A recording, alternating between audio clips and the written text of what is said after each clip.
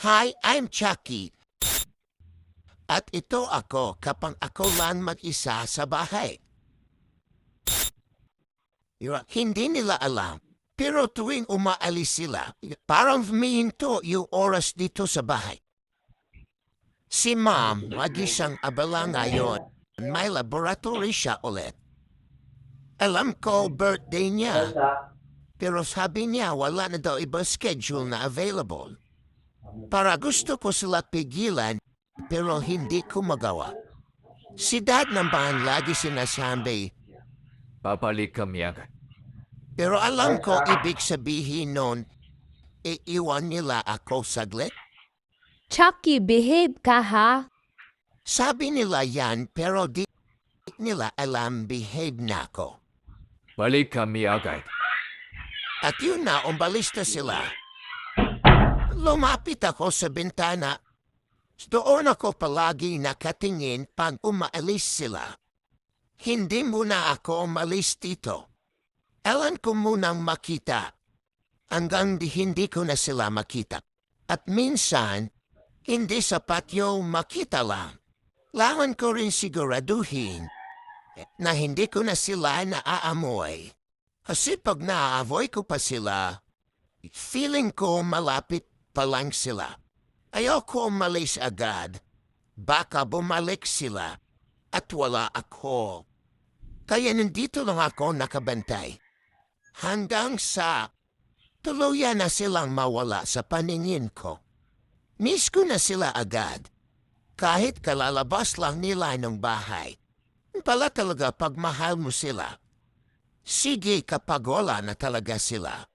Ito na magsisimula ang araw ko na mag-isa. Parang ang tagal na. Di ko na alam ilang oras ang lumipat. Pero pakiramdam ko sobrang tagal na. Siguro 1 oras na? Wala pa rin sila. Himik pa rin sa labas. Wala ako naririnig na footsteps o boses nila. Ibig sabihin malayo na talaga sila. Hindi ko napigilan. Bumalik na naman ako sa bintana. Ewan ko ba parang may umaasa pa rin sa akin? Aka nandyan na sila. Wala pa rin. Ilang beses na ako bumabalik dito. Hindi ko na mabilang. Pero bawat balik ko pareho lang. Wala sila. Sige na nga. Mabalik na lang ako mamaya. Kahanap na lang muna ako ng gagawin. Hindi ko na malayan. Nakatulog pala ako. Pagising ko, medyo madilim na. Ibig sabihin matagal na silang wala. Bigla ko silang naalala. At nandito na naman ako sa bintana. Baka nandyan na sila. Wala pa rin. Mas tahimik lang ngayon. Wala na gaanong tao sa labas. Uminga ako konti malalim. Hinanap ko pa rin ang amoy nila. Ahit konti lang. Miss ko na talaga sila. Asramdam ko paggabi na. Bumalik na naman ako. Parehong lugar. Sa parehong ginagawa. Sanay na siguro ako. Maghintay. Sige hindi muna. Habang naglalakad ako, kumate ang tagiliran ko. Hindi ko rin alam bakit. Basta parang kailangan. Tapos bigla akong tumigit. May narinig ba ako?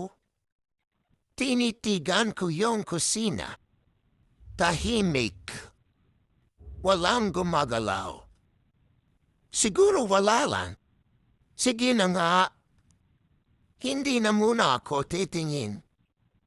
Balik tala ako ulit mamaya.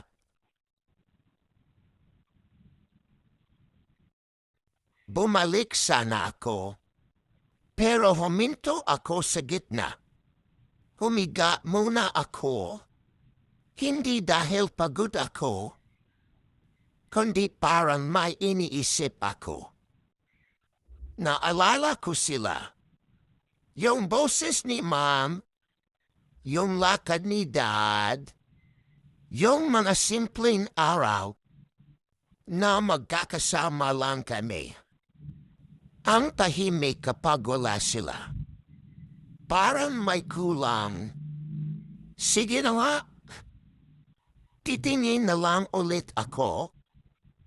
Baka this time, nandyan na sila.